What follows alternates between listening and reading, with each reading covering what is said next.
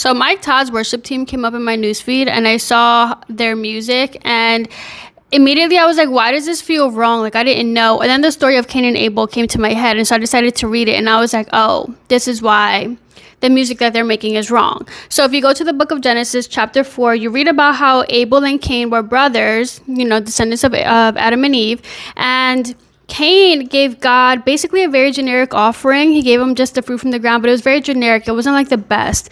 And Abel's sacrifice was the firstborn and of his flock and like their fattest portions. Like, he literally made sure that he got the best of the best for God. Now, it also mentions that God regarded Abel's but had no regard for Cain's. Like, he did not care for Cain's sacrifice. Now, this made Cain mad, and he ended up killing Abel instead of trying to do something better. The reason I bring this up is because we see what kind of worship they were giving to God.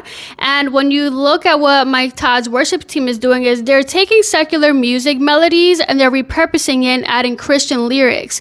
So these melodies that they have are already from artists that are known to do demonic worship. They're known to do some type of satanic ritual, because witches or former witches, should I say, and former warlocks have come to Christ and have literally told us, hey, these people are doing these sacrifices in your face, and they never get sued. So do you really think God is listening to that worship when this pastor is basically saying, hey, this is okay. This is okay. We're gonna use these beats from these artists. He's not saying, hey, we're going to create a new melody. We're gonna let the Holy Spirit guide us. We're gonna collaborate with God when we make this music so that we can worship him. They're saying he's not even worthy of creating free melodies or melodies from scratch or anything. He's saying we're just going to use what they already use to worship Satan, that we know gets people jamming and dancing up in here, and we're going to just put some Christian lyrics over it and call it a day.